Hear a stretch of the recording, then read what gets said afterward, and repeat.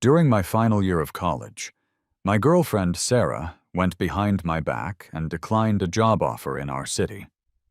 She had a plan to spend 3 months in Los Angeles, supposedly for an internship with her childhood friend Leo. She even got her best friends to help her keep this a secret from me. "It's Leo's graduation wish for me to go with him for his internship," she had told them. "Once the 3 months are over, I'll come right back and propose to Mark." Her friend seemed hesitant. "Sarah, aren't you worried Mark will meet someone else while he's by himself in Boston?" Sarah just laughed. "You don't get the power of a first love. Besides, it's just 3 months. Just do me a favor and let me know how he's doing." A week later, her friend was shocked. "Sarah, I think Mark is on a trip with another woman." Sarah's cool, casual voice came from the balcony. "Just get your story straight. Tell him I'm on a 3-month assignment in LA. Mark won't suspect a thing." I had just gotten out of the bathroom and heard the entire conversation.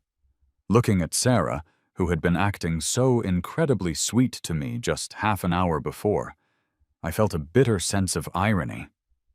Right at that moment, there was an urgent, frantic knocking at the door. It sounded like whoever was there was in a real hurry. I moved closer to the entryway and watched as Sarah opened the door. A slender guy stood in the doorway.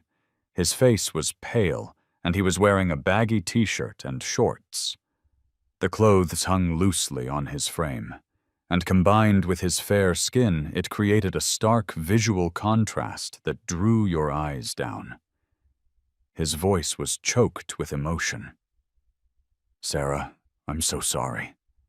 I just feel so sick. I wouldn't have bothered you otherwise." Sarah didn't answer. Her hand was already reaching up to press against Leo's forehead. "You're burning up, Leo. Do you have a fever?" Leo nodded. "Sarah, if I had any other friends here, I swear I wouldn't have come to you." Sarah didn't seem to think anything was strange about it. "Don't be silly. Why are you being so formal with me? I promised my mom I'd look after you." Leo was Sarah's childhood neighbor. His parents divorced when he was young, and his grandmother raised him. In high school, his father sent him some money, and he ended up renting an apartment right below Sarah's. Later, they both got into the same university here in Boston. Since Leo was her childhood friend, she always treated him like a little brother, insisting there were no other feelings involved. That's why she'd been able to fall for me at first sight during our sophomore year and pursue me so intensely. I used to believe her, too. That she just felt sorry for him not having his parents around and saw him as a brother. Who knew he was more of a lover than a little brother? I couldn't help but let out a laugh. Hearing the laugh, Sarah and Leo both turned their heads. When Leo saw me, his face filled with surprise, and he quickly took a step back, putting some distance between himself and Sarah. His voice, however, sounded weak and flustered. "Sarah, I didn't know Mark was here. Am I interrupting?" Sarah pulled back her hand, which had been frozen in midair. She looked at me, her tone casual. "Mark, you're done with your shower? Leo is sick with a high fever. That's why he came over." I walked out and gave a nonchalant, my voice light. "I can see that. He has a fever, and yet he still took the time to style his hair and douse himself in cologne." Leo's face went deathly pale. He bit his lip hard, and tears started to well up in his eyes. "Mark, the cologne is from a party this afternoon. It just hasn't faded yet." Seeing Leo's choked explanation, Sarah frowned and lowered her voice. "Mark, Leo is sick. He wasn't thinking about all that. If you're not happy about it, I can just ask him to leave." Leo grew anxious. "Sarah, I'm sorry, I was being stupid. I'll go," I said calmly. I'll go." My tone was leisurely, while his was faint and weak. The contrast was stark and dripping with sarcasm. Leo's face flushed bright red. "Sarah, since Mark doesn't want to see me, I'll just leave." We had spoken at the same time again. Leo, panicked and flustered, burst into convulsive sobs. Ever since we started dating, Sarah knew I didn't like her getting too close to Leo. She stopped eating meals with him or walking home together. She kept her distance at parties. On the rare occasion Leo crossed a line and I got upset, she always took my side. There had been times before when Leo got sick and called her. She would ask for my opinion, saying her mom had told her to look out for him since he was a guy on his own, and it wasn't easy. So I would go with her to take Leo to the hospital. The way Sarah handled things in the past made me feel like she had a sense of proportion, so I never made a big deal out of it. Tonight was different. First, I overheard her phone call. Then I walk into Leo putting on his whole damsel in distress act. It was obvious the two of them had cultivated some kind of ambiguous relationship behind my back. Maybe it was more than just ambiguous. Sarah's expression soured. She tried to soothe me in a low voice. "Come on, Mark. He's sick. How about we just take him to the hospital first, okay?" I sat down at the dining table and took a sip of water. Seeing that I wasn't speaking, Sarah stood by the door, and I just smiled. "Go if you want to go." Leo's eyes followed me. Pretending to have just noticed the cake on the table, he spoke in a panicked, tentative voice. "Sarah, is today Mark's birthday? I really didn't know. I never would have bothered you." Sarah didn't bother comforting him this time. She glanced at the cake. "His birthday isn't until after midnight." After she said that, she checked her phone and walked over to take my hand. "Okay, look, your birthday is in 50 minutes. Let me just drive Leo to the nearest hospital, and I promise I'll rush right back to celebrate. With you, okay?" Her tone was sincere. When I didn't respond, she sighed and pulled out her phone, offering to video call me. "If you're worried, we can stay on a video call the whole time." Hearing this, Leo, who was standing by the shoe cabinet, could barely contain himself. He clenched his fists, his pale face contorted with the effort of holding back. Seeing this, I shot Sarah a smile. "No need. Go ahead. Leo's been feverish for a while now. It would be bad if it got serious." Leo let out a breath of relief and quickly chimed in, "Thanks, Mark. Happy birthday. I'll get you a gift in a couple of days." Sarah grabbed her car keys and led Leo out the door. The moment Sarah was out the door, Leo, who had been trailing her, wiped away his fake tears and shot a triumphant look back at me. His eyes were filled with smugness and arrogance. He wasn't holding back like he usually did. Normally, I wouldn't have stood for it. But now, I just silently held up a single finger at him. His face stiffened for a second before he quickly followed Sarah and left. The mixed scent of their colognes was making me sick. I picked up the cake, went downstairs, and walked to the farthest garbage can. Sarah had it all wrong. I liked her, not because she was my first girlfriend. It was because she was gorgeous, had a great figure, and our personalities meshed well enough. So when she was good to me, I was good to her in return.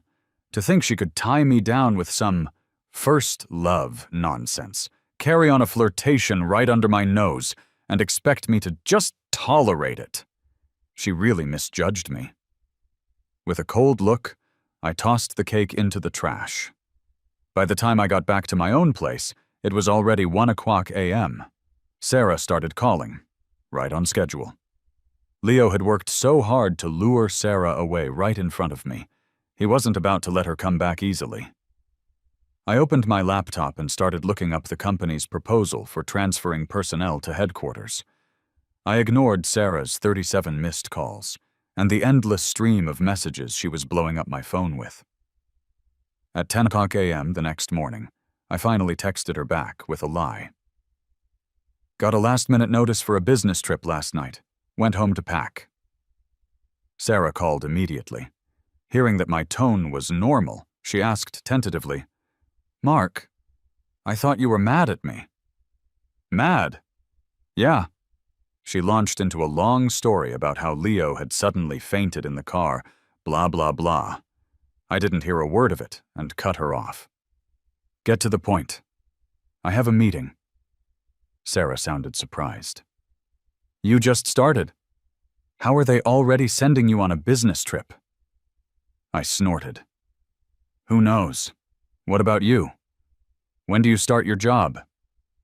Back in our junior year, Sarah and I had decided to stay in Boston, to work and build a life here.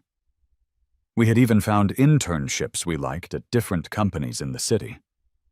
Sarah's family business was run by her uncle, who didn't get along with her dad, so there were no plans for her to go back and work there yet. She'd found a pretty good tech company to intern at. Who knew she would secretly turn down a local job to spend 3 months in LA with Leo, only to come back and propose to me? She must have watched too many movies. Did she really think we could do the whole long-distance thing? Sarah's tone was light. "Mark, I was actually going to tell you after your birthday. One of the conditions for my job is that I have to spend 3 months in LA first. But don't worry, I promise I'll fly back every weekend to see you.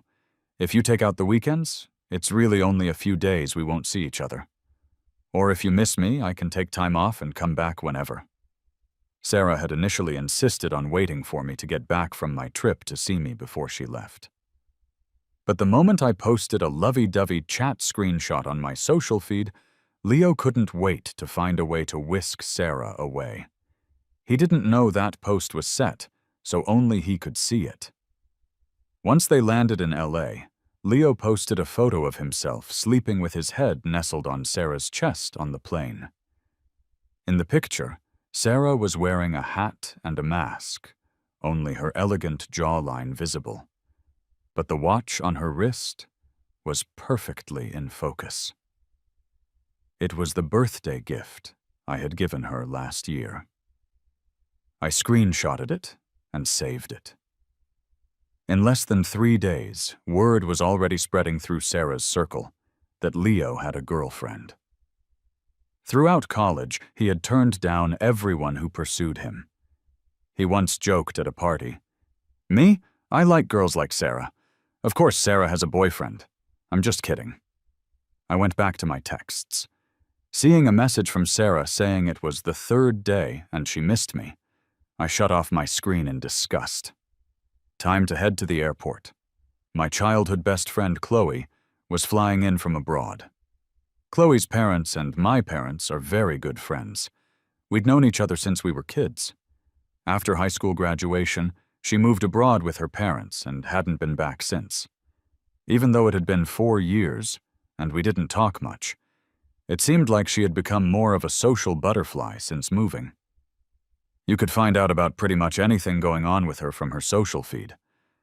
I got stuck in traffic on the way to the airport, so by the time I arrived, Chloe was already standing by the curb. She was tall and slender, wearing a beige trench coat with a bag slung over her shoulder, looking down at her phone. She must have heard my footsteps because she suddenly looked up, revealing a pair of bright, almond-shaped eyes. When she saw it was me, she raised an eyebrow, walked over, and gave me a huge hug, her voice crisp and clear. "Mark, long time no see." I gently hugged her back, patting her on the back. "Long time no see, Chloe." I took her to a get-together. All our old high school friends came when they heard she was back. In the middle of dinner, Sarah, seeing I hadn't replied to her messages, tried to video call me. I declined. She immediately called again. Chloe noticed and nudged me. "What's up? Something wrong?" I looked at Sarah's name flashing on my screen and gave a wry smile. "It's nothing.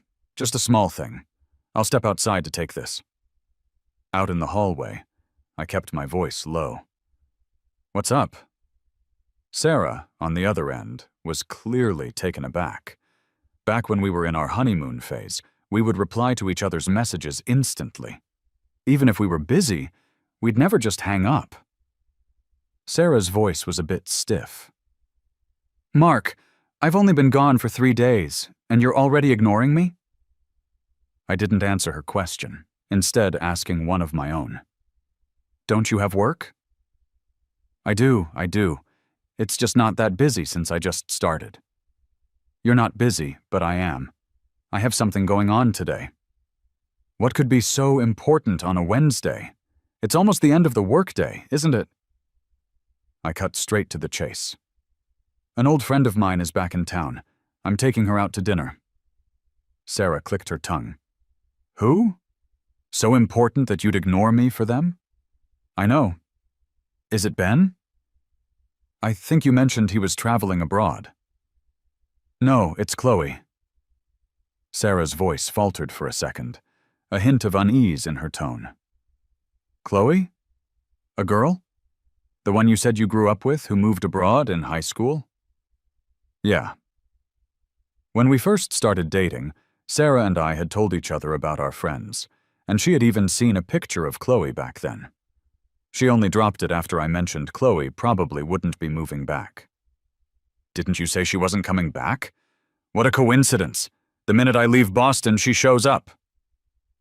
I listened silently to Sarah's complaints. And? What are you trying to say? Sarah's tone grew heavy. Nothing. I'm coming back this Friday night. You're picking me up. I glanced back into the private room. Chloe pointed at her watch, and I nodded at her, then turned back and replied blandly to Sarah. Don't bother coming back. Chloe wants to take a road trip nearby, and we're about to leave. Sarah was stunned for a moment. When she processed what I'd said, she gritted her teeth in anger. What do you mean? A guy and a girl going off like that? Is that appropriate? I feigned confusion. What's inappropriate about it? Have you forgotten you went with Leo to his hometown? That was a guy and a girl, too. This time it's 2 guys and 2 girls. Sarah was speechless. How was that accompanying him? The buses weren't running over the holiday, so I just gave him a ride. I was losing my patience. Whatever. I'm not talking about this anymore. Hanging up now. I hung up before Sarah could reply. Back when Sarah gave Leo that ride, she told me she was just giving me a heads up. The excuse was that Leo had a lot of stuff, and her mom insisted she drive him. Then a blizzard hit his village, sealing the roads, and she ended up stuck at his family's place for 3 days. At the time, she video called me every day, acting all annoyed and talking non-stop about how much she wanted to come back. Looking back now, she was probably secretly thrilled. Sarah didn't message me again. Her pride wouldn't allow it. Besides, everything I told Sarah was true. With Chloe back, I took 2 days off, which combined with the weekend gave us 4 days. We were going with 2 other friends. I rode in Chloe's car with her to drop off her things, while our other 2 friends drove ahead. In the car, I took a picture of the scenery and posted it to my story. Chloe's clear voice broke the silence. Something on your mind? I put my phone down and leaned back. Not really, just dealing with a problem. A problem? I smiled. Yeah, it's almost solved. It's fine. Chloe smirked thoughtfully and nodded. We met up with the others at our destination, explored the area, and had hot pot for dinner. We talked about a lot of things. That night, Ben and I shared a room. Chloe and Mia shared another. Sarah hadn't contacted me at all, but then she suddenly tried to video call at 11:00 p.m. I declined, and she tried again. When I didn't answer, she sent a frantic voice message. Mark, you go out with her, but I can't even video call you. I replied with a question mark. Sarah sent 5 more extra-long voice messages. I couldn't even be bothered to listen. I just texted back. Get to the point. She immediately started typing. Let me see. I accepted the video call and stared silently at Sarah. She frowned, scanning my surroundings until Mia walked past in the background. Then she forced a casual smile. "Have you missed me?" I took a sip of water. "No," Sarah half joked. "Fine. If you don't miss me, then I won't come back next week either." "Fine by me. I've got stuff to do, so I'm hanging up." "Mark, wait." I hung up decisively. After my shower, I posted a picture.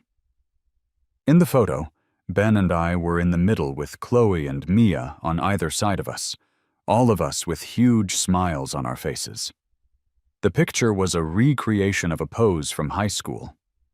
Sarah left a question mark in the comments. I ignored it and went to sleep.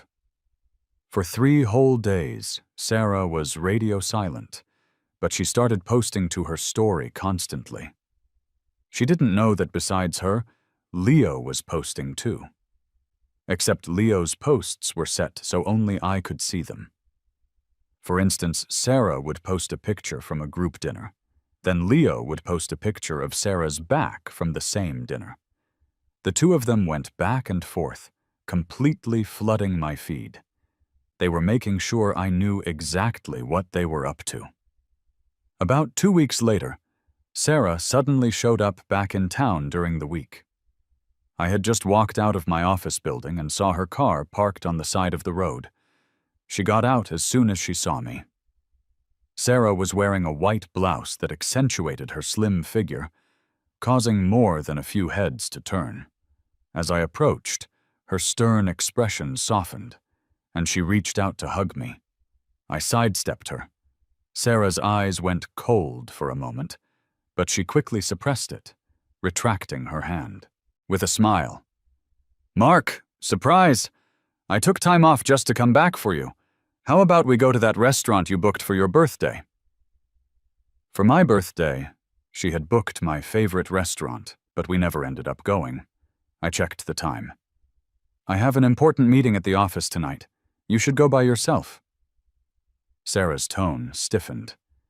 "I came back especially for you. Can't you take the day off?" "Can't." Sarah's face fell as she demanded, "You could take time off when Chloe came back, but you can't for me?" I answered coolly, looking straight into her eyes. "Nope, can't." Sarah gritted her teeth, her voice tight with suppressed anger. "Mark, you've really got some nerve. I really do have a meeting. I don't have time to argue with you right now." As I tried to walk past her, she grabbed my wrist. She took a deep breath, and her tone softened. "Mark, if you're still mad about me taking Leo to the hospital, I'm sorry." I tried to shake my hand free, but she held on tight. I met her gaze and said, "Sarah, I really don't have time for this right now. Let go." "No." I yanked my arm away, took a step back, and said sternly, "Can you please stop making a scene? I really have to get to my meeting." I rarely used that tone with Sarah. It usually meant my patience had truly run out. Sarah's eyes darkened, and she fell silent. Not waiting for her to speak, I went and bought a sandwich and quickly returned to the office. The meeting didn't end until 10 p.m. As soon as I walked out of the conference room and turned on my phone, I saw a string of video messages from Sarah's best friend. I randomly clicked on one. In the video, Sarah was completely wasted, slumped on a sofa. Her friend provided a running commentary. "Mark, Sarah really canceled something important to come back for you. Please don't be mad anymore. She's been so upset about what happened this afternoon that she's drinking herself sick. You have no idea. As soon as Sarah got drunk, all these hot guys started hitting on her. It was so dangerous. Why don't you come pick her up? The address is—" I didn't finish listening. I just closed the video and blocked her. Stretching as I walked out, I thought to myself, after a long day, who has the energy to listen to their drama? When I got home, I found a cute stuffed animal that Chloe had sent over by courier. She sent me a gift every year, and I always sent one back. Only this year, the birthday gift was a little late. Beneath the stuffed animal was a gift box. Inside was an exquisite watch that was clearly expensive. I texted her to say thanks, and she replied with an emoji. Then you can treat me to dinner. I was trying to get back before your birthday, but something came up. No big deal. You pick the time and place, my treat. I saw a seaside restaurant with good reviews. This weekend? Sounds good. Send me the location. I found out the next day that it was Leo who had taken Sarah home last night. He had come back too, and the very important thing Sarah supposedly canceled was Leo's birthday. After sobering up, Sarah threw a fit when she learned I hadn't come for her. Leo stood beside her with red-rimmed eyes, which only made her more irritated. Her friend went over to comfort her. She said that since we'd been together for so long, my sudden change in behavior was probably because I had started working. After all, it wasn't like being in school where there's so much freedom. How did I know all this? Because Sarah came to find me again. She told me all of it, word for word. She said she wasn't mad because Leo took her home, but because I was so indifferent to her being drunk. I took a sip of my coffee. So, you expect someone who worked until midnight, dead tired, to drive 50 miles round trip just to pick you up? Sarah was completely speechless, struggling to keep her voice down. So, you're saying that even if I were in danger, you wouldn't care because of the distance? I was baffled. What danger could there be? If you're there, Leo is definitely there, not to mention your best friend. Sarah took a deep breath. But they're not you. So you're throwing a fit because I went to work instead of picking you up? Sarah let out a bitter laugh, her face growing darker. She asked in disbelief, "You think this is me throwing a fit?" I shook my head. Then what are you trying to say? Sarah, a person's life isn't just about dating and marriage. There's work and other things too. Don't you think it's childish to come all this way just to pick a fight about this? Sarah's emotions clouded her eyes. Her slender frame seemed to stoop, and her voice grew hoarse. Do you have to be like this, Mark? I don't know what's wrong with you. I've been in LA for less than a month and you've completely changed. If you didn't want me to go, you should have just told me. Why did you have to keep sulking about it? And now you're deliberately using Chloe to make me angry. I looked at Sarah and asked softly, "Does it make you angry, me being with Chloe?" Yes. Why? Sarah tried to control her voice. Why do you think? Is she the only friend Chloe has since she came back from abroad? Did you have to be the one to pick her up from the airport? You even took time off to go on a trip with her and took that kind of picture. She was practically plastered all over you. When I came back to see you, you were completely distracted. Isn't it because of her? She's clearly a manipulative bitch, just pretending to be your friend. Sarah's eyes were filled with resentment, and her words grew uglier. After her outburst, I folded my arms, leaned back, and looked down at her. She realized she had lost her composure and fell silent. I asked slowly, "What's wrong with any of that? Haven't you and Leo always been like that? Taking pictures, eating together, helping each other out? He acts like he has no other friends besides you. Why don't you find that strange? Instead, you're here questioning. Me? A manipulative bitch? Are you saying you've always known that kind of thing exists?" Sarah's face froze. My questions left her speechless. Finally, she looked down and ran a hand through her hair. "Mark, in the end, this is still about Leo. You're still mad. If you hate him that much, then fine, I'll come back. I won't go to LA. I had to laugh at her words. The audacity. I shrugged nonchalantly. "You're wrong. I never cared about Leo. With the way you're acting, we shouldn't see each other for a while. Let's both cool down." With that, I grabbed my bag and left the coffee shop. That weekend, I went to the seaside restaurant with Chloe. She told me a lot of fun stories about her time abroad. During our conversation, I asked her when she was heading back. She stopped eating halfway through her meal and looked at me, seemingly in thought, before finally saying casually, "There's a pretty good project happening in Boston. If it goes well, I might stay." I nodded. "That's good. Boston is developing really well right now." Chloe's fair, slender fingers picked up a bowl and ladled some soup for me. "What about you? What are your plans?"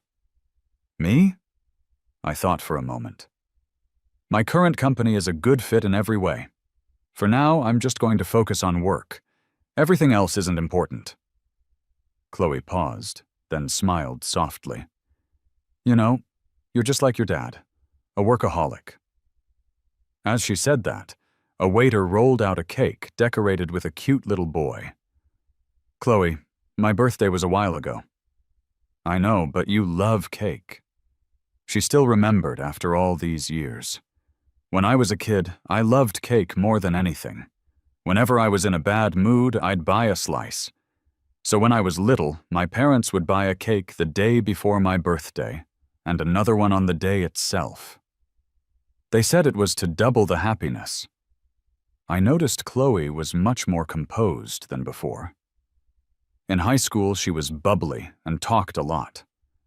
Now, while she still had a bright personality, she was thoughtful and considerate in how she handled things. From picking me up to choosing where we sat, everything was always perfectly arranged. Going out with a friend like that is always relaxing. All you have to do is show up. I thought of Sarah. We had traveled together before, but she was the type to just follow my lead. Whatever I planned, she'd go along with it. If I didn't have time to plan, she'd opt for a tour group. Halfway through dinner, everyone in the restaurant suddenly stopped. There was going to be a fireworks show. Soon, brilliant fireworks bloomed in the sky, one after another. The restaurant staff was taking pictures for promotion. Somehow, a photo of Chloe and me found its way into Sarah's social circle. That night, she sent me the picture with a question mark. When I didn't reply, she and Leo left LA overnight. Almost immediately, Leo posted a picture of 2 plane tickets, the names on them blurred just enough to be illegible. As if he was afraid I wouldn't know Sarah. Had left with him. Fine by me. I was enjoying the peace and quiet. I happened to be working overtime at the office anyway. The new address for Chloe's company was right upstairs from mine. She cooked every day and would always bring a portion for me. Half a month later, I was eating at a shop behind campus when I ran into 2 of Leo's roommates. Their internships were nearby, so they ate here often. When they saw me, they started whispering and exchanging mocking glances. Seeing that I was just eating and not saying anything, their voices got louder and louder. As if to make sure I could hear, they started a back-and-forth routine. Yeah, what's he so smug about? No matter how smug he is, Sarah still chose Leo. Leo and Sarah were childhood sweethearts.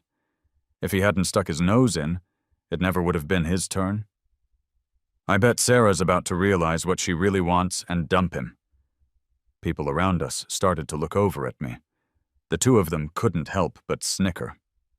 I finished my meal, put down my chopsticks, and turned to face them directly. Seeing me silent, they suddenly choked on their words. I clicked my tongue. I guess it's true what they say. Birds of a feather flock together. Does Leo know you 2 are running around announcing that he's teetering on the edge of being a homewrecker? The faces of the people around us lit up with gossip. Leo's roommates panicked. "Mark, what are you talking about? Leo is not a homewrecker. How long has he known Sarah, and how long have you known Sarah?" I shot back. If they've known each other so long, how come they're not together? Why did Sarah have to chase me? They sneered. How would you know? If you hadn't seduced Sarah in the student club, would you have even had a chance? Besides, when it came down to you and Leo, Sarah already made her choice. Why do you think she went to LA? They smirked triumphantly as they spoke. I clapped and nodded. Well then, Leo still has a chance in LA. You should tell him to go seduce Sarah. One of them, a girl with curly blonde hair, got agitated. Leo's not that kind of person. Sarah found out he was going to LA for an internship, so she turned down her job here behind your back to go to LA and take care of him. The reason is she doesn't like you anymore. It's only a matter of time before she breaks up with you. The only one she's ever had in her heart is Leo. After she said that, the place erupted. The crowd couldn't sit still. If she doesn't like him, why not just break up? Are these two sick in the head? Isn't their roommate basically admitting he's the other man? Yeah, what childhood sweethearts? If your friend has a boyfriend, shouldn't you keep your distance? Going behind her boyfriend's back to live in another city with some childhood friend? What is she if not a cheater? In this day and age, cheaters and homewreckers are so shameless they brag about it. I suggest you two drag your friend to see a neurologist. The crowd piled on from all sides. The two girls were dumbfounded. They tried to argue back, but only got yelled at more fiercely. Someone suddenly chimed in. I know them. The homewrecker is Leo, and the cheater is Sarah. Amidst the public outrage, Leo's roommates fled in humiliation. Before I left, the owner of the restaurant even packed me a dish to go and told me to stay away from toxic women. I thanked him and walked out. 10 minutes after I left the restaurant, Sarah called. She was trying to suppress her anger. Mark, why would you go around telling everyone in public that Leo is a homewrecker? I told you I could come back. You didn't have to do this. I was walking home under an umbrella with my headphones in, my tone cold. Sarah, get it straight. It was Leo's roommates who called him a homewrecker, not me. If you don't understand the situation, you can ask the restaurant owner for the security footage. Sarah stopped short, then sighed deeply. I know those two got carried away and said some things they shouldn't have, but you shouldn't have added fuel to the fire. Now the whole school forum is talking about it. I countered, about what? Saying that you're convinced Leo is a homewrecker. I waited at a crosswalk, watching the traffic flow by, and said word by word, Sarah, the one who decides whether Leo is a homewrecker, has never been me. It's you. Sarah was silent for a moment before speaking. I really didn't. I can swear there's nothing going on between me and Leo.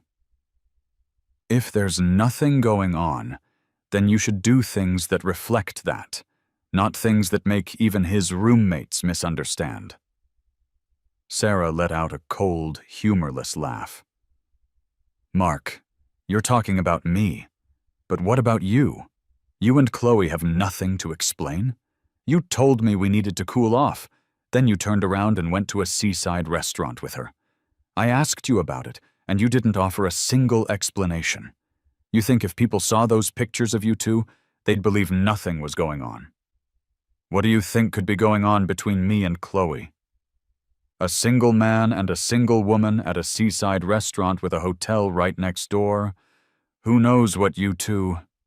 Sarah's suppressed emotions finally burst forth. My voice was calm. Sarah, people are mirrors. What you see in others often just reflects who you are. Sarah scoffed, her breathing heavy. Fine, I'm the one with the problem. You and Chloe are so pure. If that's the case, let's just break up.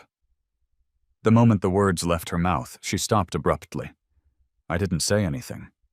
Seeing my silence, she quickly tried to backtrack. Mark, I'm sorry, I was just so angry. I spoke slowly. Okay. Sarah was shocked. What did you say? I said okay. Let's break up. When Sarah and I got together, we made a promise never to bring up breaking up lightly. Only if we truly felt we weren't right for each other, or if one of us met someone else they liked. We had our share of arguments, but we always communicated and worked through them. This was the first time Sarah had said the words, break up, and I agreed without hesitation. On the other end of the line, Sarah was clearly panicked. Her breathing became ragged. Mark, are you sure? I'm sure. You suggested it. And I agree, Sarah. She responded anxiously. I'm here.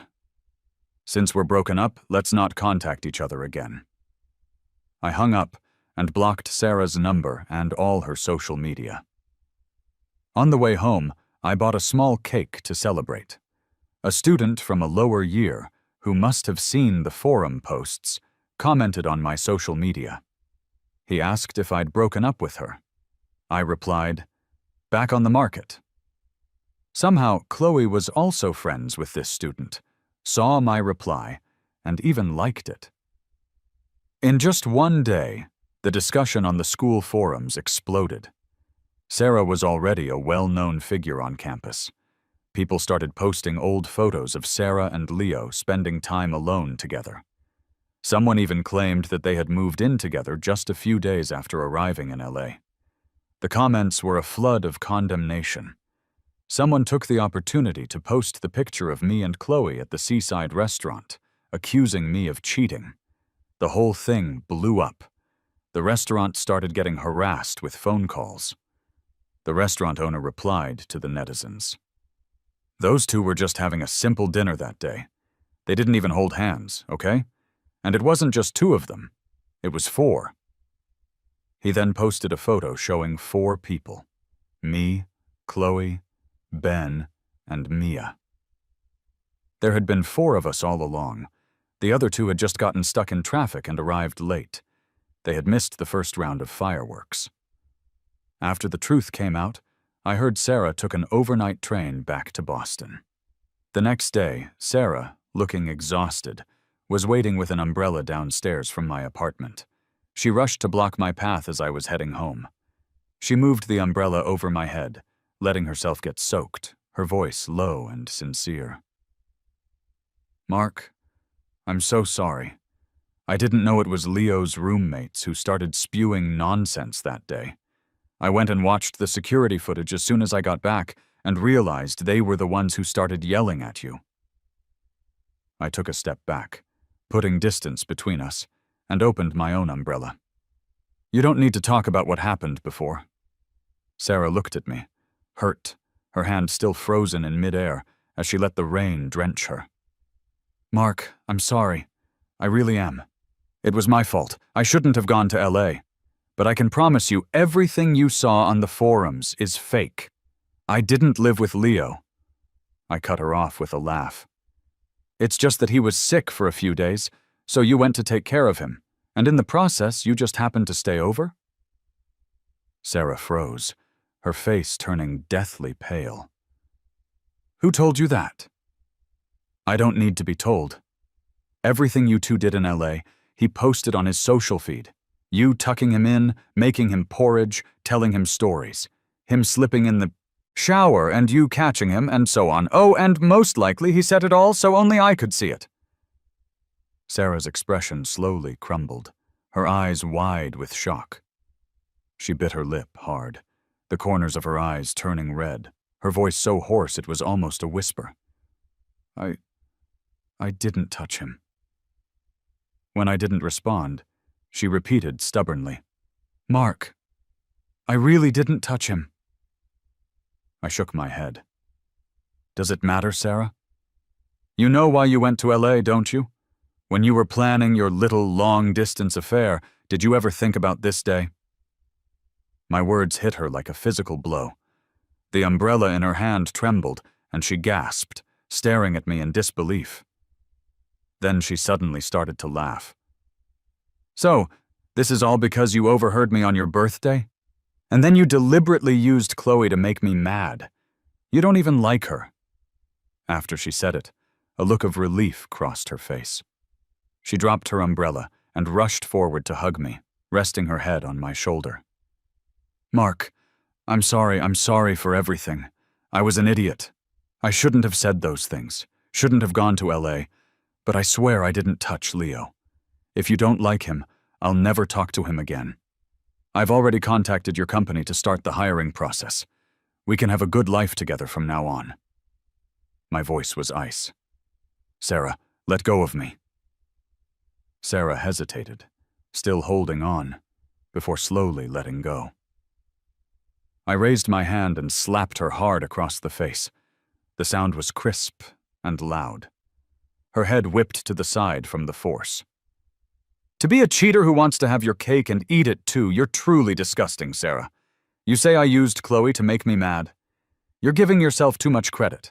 I never once compared the two of you, because you're not worthy. As Sarah stared at me with an expression of pure devastation, I looked into her panicked eyes.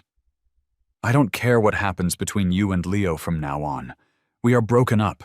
I hope you can be a decent ex and stay out of my life. Right there in front of her, I took off the jacket she had just touched and threw it straight into the trash can. When I got home, Sarah was still standing woodenly downstairs. She just stood there, letting the heavy rain soak her, staring motionlessly at my apartment window. Sarah still insisted on trying to get a job at my company. She pulled some strings, and when HR was doing her background check, they came to me. I told them the truth. After some hesitation, HR rejected her application. For some reason, Leo went crazy. He started showing up at my office building to block my way. When security stopped him, he could only stand there and scream insults. "Mark, what right do you have to call me a homewrecker? You knew Sarah and I were childhood sweethearts, so why did you agree to date her? She never loved you. You were just something new and exciting. Her going to LA for me was what she truly wanted. You don't deserve to be with her." Leo's usual frail demeanor was gone. His eyes were red and swollen, and he looked like he wanted to eat me alive. I stopped, walked over to him, and just nodded. "You deserve her. I wish you two a long and happy life together. I hope you're locked together forever, so you don't go out and ruin anyone else's life." After Leo went back that day, he hired a bunch of online trolls to launch a massive campaign to clean up his and Sarah's reputations. They claimed I was the third party who had interfered in their relationship, deliberately sabotaging their destiny right when they were about to break through their platonic facade. I pulled out my phone and uploaded Sarah's voice messages about her long-distance plans, along with all of Leo's friends-only posts, to the internet. A cheater who wanted it all, and a homewrecker who knew exactly what he was doing. Soon, the facts spoke for themselves. The story spread, and even people at Sarah's family company heard about it. The gossip was rampant, and it had a significant impact. Her uncle, who was already wary of her, used the opportunity to crack down. He put her on house arrest. He publicly announced that Sarah was just a distant relative and would never hold a position in the family company, which finally calmed things down. Leo quit his job in LA and disappeared completely. Sarah was also sent away for the time being. A week after it all ended, I was about to transfer to the headquarters in Chicago. Chloe took me out to dinner. She said it was to celebrate my promotion and my breakup. On the day she came to see me off at the airport, the weather had turned cold. Chloe had brought me a hat and scarf. "It's cold in Chicago. Make sure you stay warm when you get there." She paused. "As soon as I get things sorted out here, I'll head over too." I smiled. "Chloe, does your company have business everywhere? It's quite a coincidence that you have work in Chicago, too." Chloe's eyes twinkled with a smile. "Yes, it is. A real coincidence." She tied the scarf for me and gently smoothed my hair. "Mark, when you get there, you're treating me to dinner." I laughed. "Okay, see you in Chicago then. Wait for me."